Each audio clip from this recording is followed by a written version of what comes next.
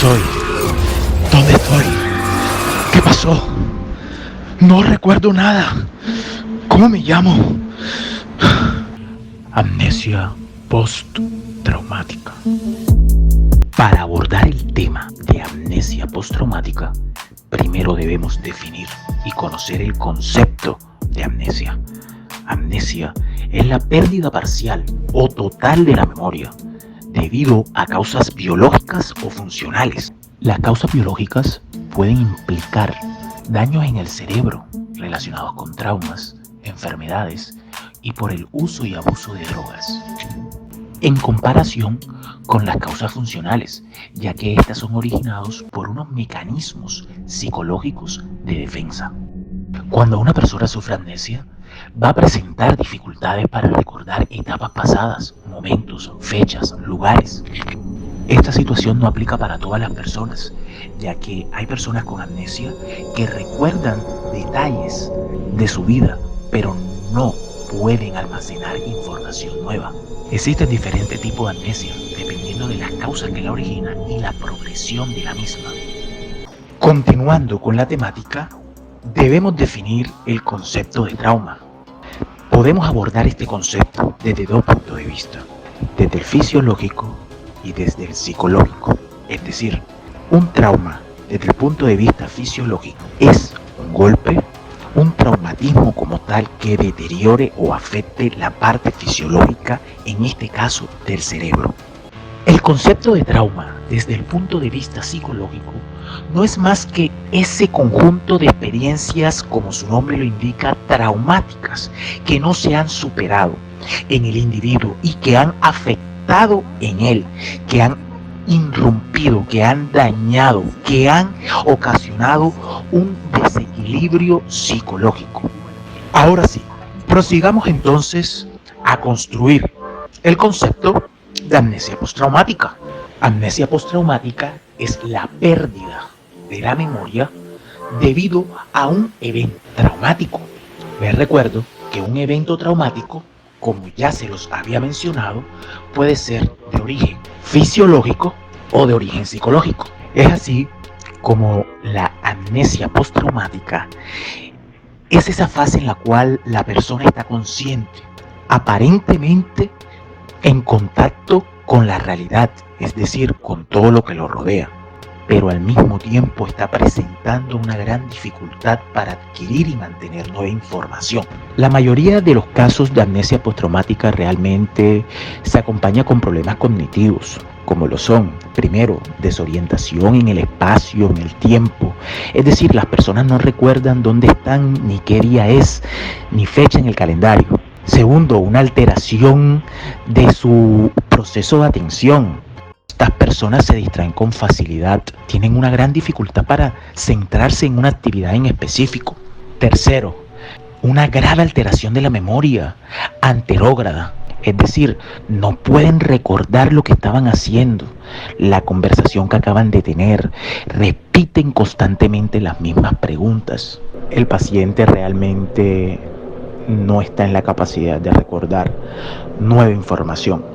Cuarto, el lenguaje puede ser confuso o incoherente, es decir, no se le entiende lo que dice, cómo se expresa y las ideas o lo que está expresando no tienen un sentido lógico, realmente incoherente en el contexto y en el espacio en el cual se está utilizando este tipo de lenguaje por parte del paciente. Adicionalmente, a la afectación cognitiva como tal, también se presentan diferentes alteraciones conductuales, como lo son inquietud, agitación, agresividad verbal e incluso física, desinhibición, conductas inapropiadas para cierto contexto. Con el propósito de seguir desarrollando la temática de amnesia postraumática, se hace necesario identificar cuáles son las estructuras cerebrales que se encuentran involucradas. Gracias, Néstor, por definirnos qué es la amnesia postraumática. Quiero contarles que la función normal de la memoria comprende muchas partes del cerebro. Cualquier enfermedad o lesión que afecte el cerebro puede afectar la memoria. Es por eso por lo que luego de una lesión cerebral, el paciente puede presentar amnesia postraumática, es decir, trastornos de memoria presentando fallas en la consolidación de nueva información dentro de la memoria a largo plazo. Los mecanismos del cerebro para almacenar información y traerla de nuevo a la memoria están localizados principalmente en los lóbulos temporales y frontales, pero muchas otras zonas del cerebro están implicadas en la memoria, por ejemplo el sistema límbico y el hipocampo. El hipocampo forma parte del sistema límbico que controla la experiencia y la expresión de las emociones. Las emociones que se originan en el sistema límbico influyen tanto en el almacenamiento como en la evocación de la memoria. Dado que la memoria implica muchas funciones cerebrales entrelazadas, el daño en casi cualquier lugar del cerebro puede provocar amnesia. Resulta muy complicado asociar a cada una de estas estructuras a una única función especializada. Todas dependen unas de otras, todas se hallan conectadas. Conozcamos un poco de ellas. Los lóbulos temporales. Pegados casi a las sienes y a ambos lados de nuestro cerebro están esos lóbulos que regulan también gran cantidad de procesos. Es la zona de nuestro cerebro que más favorece nuestros cambios porque gracias a ella aprendemos, recordamos, nos motivamos, procesamos información, asentamos vínculos emocionales para poder así adaptarnos mucho mejor a nuestro entorno. Son lóbulos cerebrales que más conexiones tienen con el sistema límbico, por tanto, tienen una gran responsabilidad en un gran número de procesos relacionados con nuestras emociones y con la memoria. Los lóbulos frontales. Los lóbulos frontales son la esencia misma del resultado de nuestra evolución.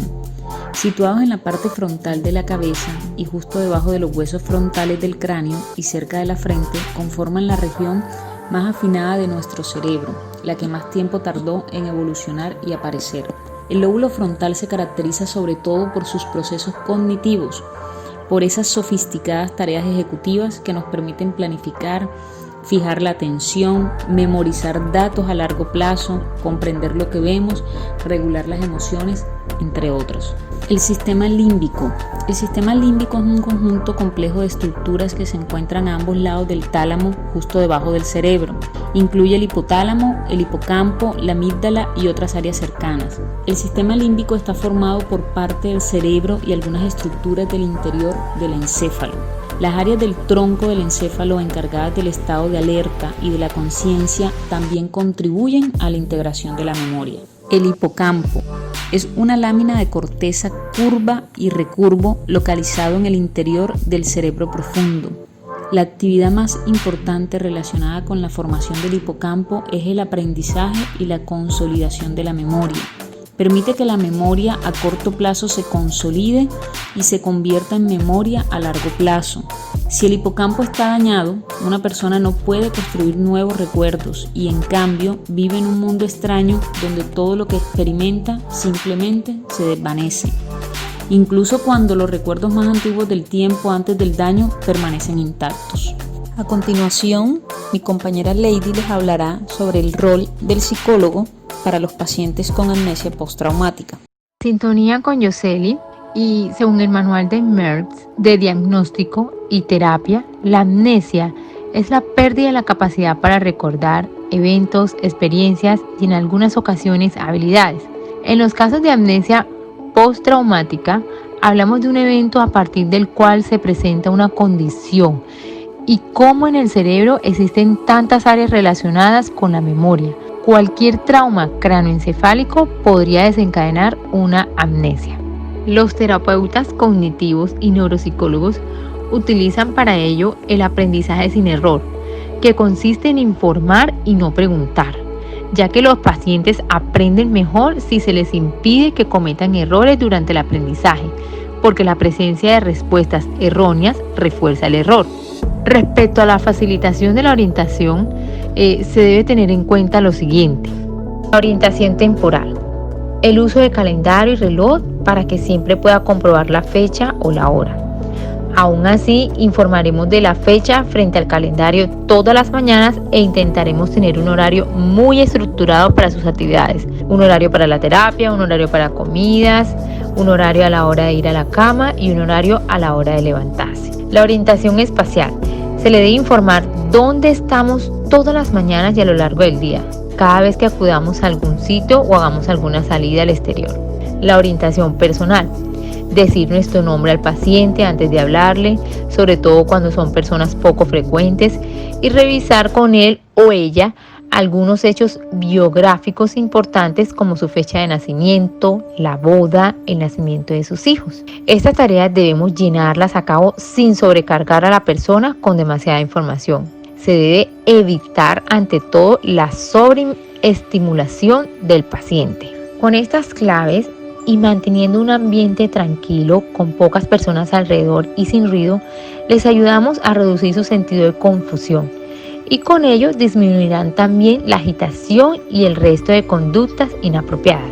En general es un proceso interdisciplinar donde los médicos, neurólogos, psicólogos, psiquiatras y en los pacientes que presentan síntomas negativos como la pérdida del habla, escritura, lectura o habilidades motoras, también intervienen los fonoaudiólogos y las fisioterapeutas. Un caso que todos conocemos, aunque está bastante romantizado y exagerado, es la película de Como si fuera la primera vez.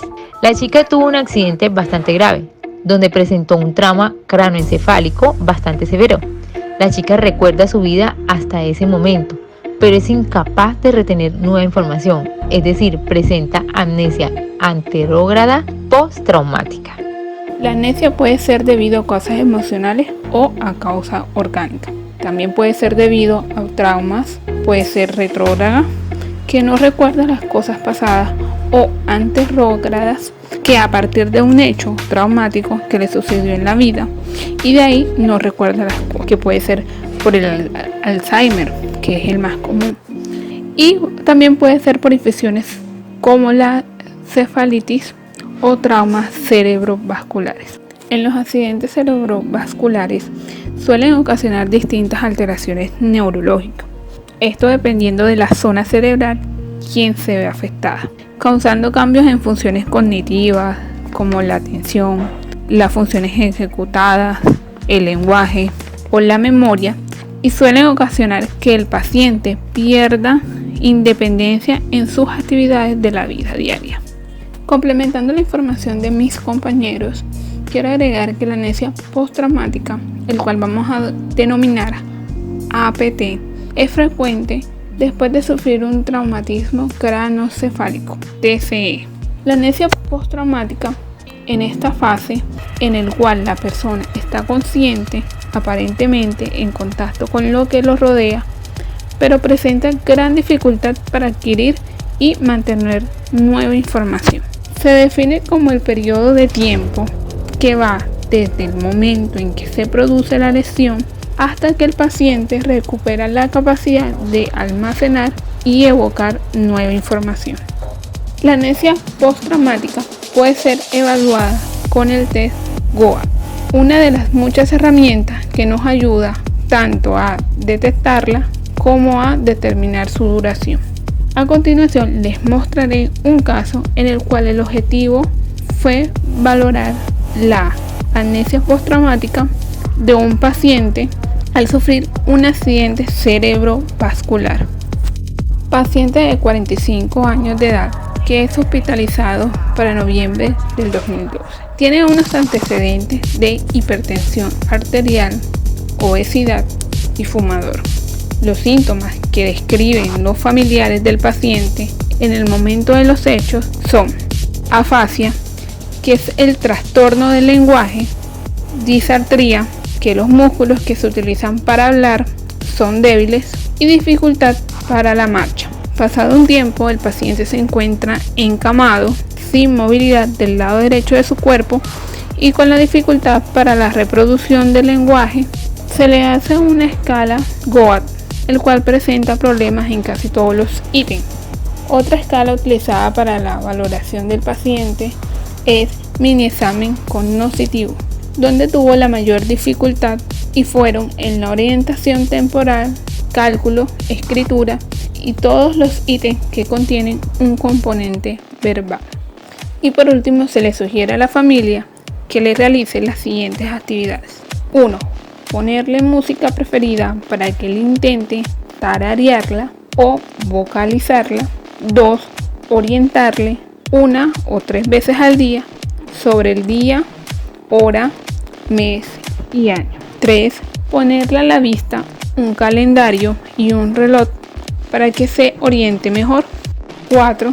Ser paciente con él y esperar a que él les llame o les pida lo que quiere, dejándolo para que él pueda verbalizar algunas palabras sin estresarle ni agobiarse.